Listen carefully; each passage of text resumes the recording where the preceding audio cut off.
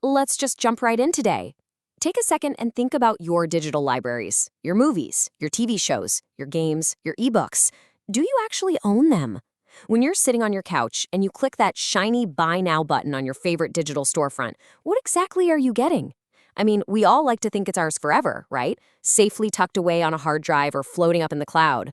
But as we're about to see, in today's digital economy, that Buy Now button is starting to look a lot like a lie.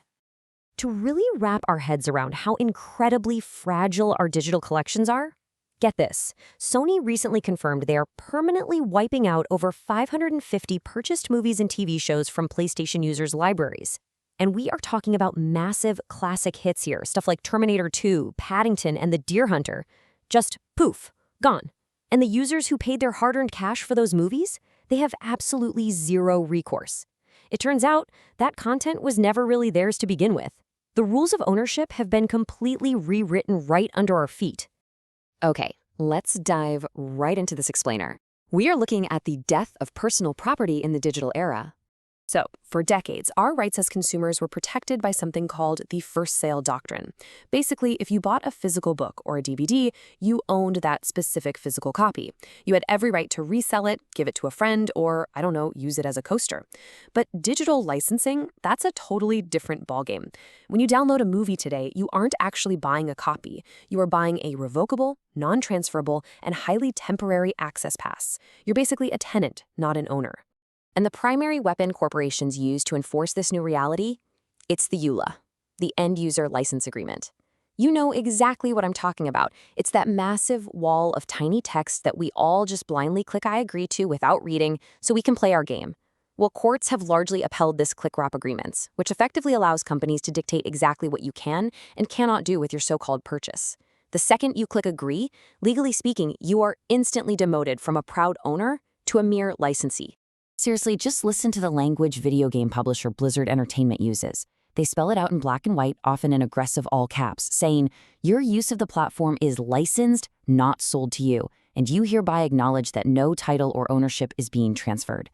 They are explicitly legally binding you to the reality that you're just paying for permission to play, and it's a permission that they alone control. Now, you might think, okay, that's just abstract legal jargon, but it has very real consequences. Take the 2024 Blizzard EULA ultimatum. Blizzard essentially forced users to accept a brand new agreement that included mandatory arbitration clauses. The catch? If you didn't agree to give up your right to sue them, you instantly lost access to the $70 games you had already paid for. There was no refund, no room for negotiation, just a total my way or the highway approach to changing the contract after the fact. So this brings up a really crucial question. Why? Why are corporations so eager to kill ownership? Why would they burn down the traditional retail model that built these massive consumer empires in the first place? Well, as you can probably guess, it comes down to money. Specifically, the incredible, predictable power of continuous revenue. Let's look at the math, because the financial incentives driving this shift are staggering. Look at Adobe. Their shift to Creative Cloud is practically the ultimate case study here. Back in 2012, they sold perpetual licenses, meaning you buy Photoshop once and you keep it forever. They made about $4.4 billion that year. But that money was volatile. It totally depended on whether users felt like upgrading. So they made this wildly controversial pivot to subscriptions.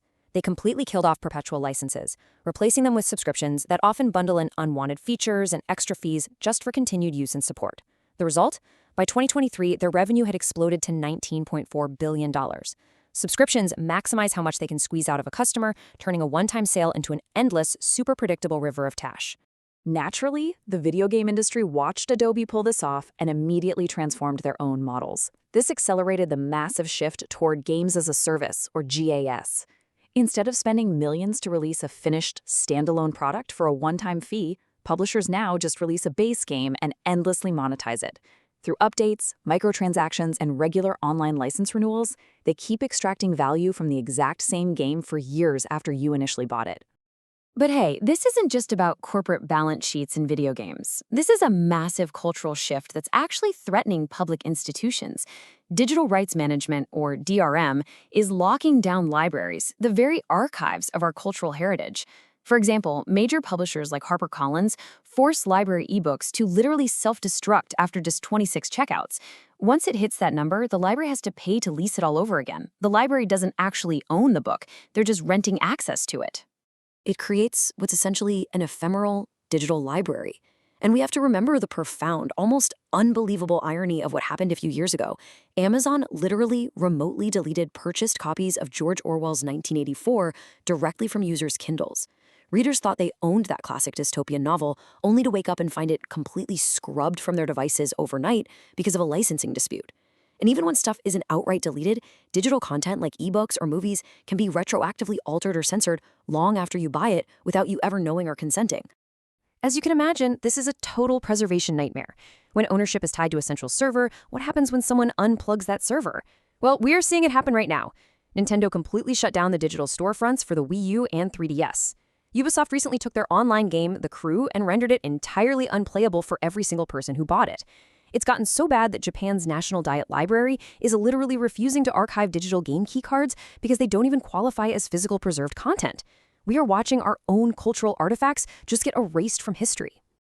Now, you might be sitting there thinking, well, okay, but I still own the physical things in my house, right? Actually, scratch that. Welcome to the Trojan horse of smart hardware. This digital licensing creep, it's not just for software anymore. It is infecting, disabling, and outright bricking physical, tangible objects in the real world. Everyday devices, from smart home gadgets to thermostats and cameras, can just stop working the minute a company decides to discontinue support. Just look at the automotive market. We're already at a point where physical car features, like autonomous driving or even seat warmers, increasingly require a monthly subscription just to unlock and use. But it gets even crazier when a company actually goes under. When the Chinese EV company WM Motor filed for bankruptcy, their servers went dark. Instantly, physical cars sitting in people's driveways were crippled. Bluetooth keys were disabled, remote car controls were bricked, internal machine features were totally useless. These physical, multi-ton vehicles were chained to a digital license the company couldn't support anymore. The visceral anger from consumers was, understandably, completely off the charts. Frustrated owners online were pointing out the insane reality of bankruptcies instantly turning high-tech smart cars into utterly useless, dumb cars. Imagine dropping tens of thousands of dollars on a vehicle, only to have it held hostage in your own driveway, just because an app on a server somewhere stopped getting updates. And this is exactly what farmers are dealing with right now with John Deere. A farmer can buy a massive physical tractor, but John Deere surrounds that machine with digital software locks. To fix the tractor that you physically own, you need their proprietary diagnostic software. Without it, independent repair shops can't clear error codes or install new parts. The physical machine is basically held captive by a digital lock, forcing farmers to pay premium dealer rates and suffer devastating operational downtime. Okay, let's take a breath because it's not entirely doom and gloom. Consumers, lawmakers, and activists have finally had enough. They recognize this extreme imbalance and they're starting to fight back. There's a real, optimistic momentum building right now across the globe to reclaim our digital rights and demand actual ownership. People are waking up to the fact that buy now absolutely should not mean rent temporarily. We're seeing some massive legal counterattacks to all of this. In the U.S., Colorado passed a landmark agricultural right to repair law in 2024, which legally forces manufacturers like John Deere to provide the diagnostic tools farmers need. Over in Europe, an EU court ruled that downloaded software can legally be resold, treating it much more like physical property. And French courts have been aggressively challenging Steam over its ban on reselling used digital games. The lines in the sand are finally being drawn. So, what should we really take away from all of this? The very definition of property is in massive flux right now, and it leaves us with this final, provocative thought. In a world designed entirely around temporary streaming and digital convenience, where the whole concept of a physical copy is fading away, does the ownership system still have a future? Or are we eventually just going to accept that we'll be forever renting our lives from the cloud? Definitely something to chew on the next time you're about to click that Buy Now button. Thanks so much for joining me on this explainer, and remember to always keep questioning the world around you.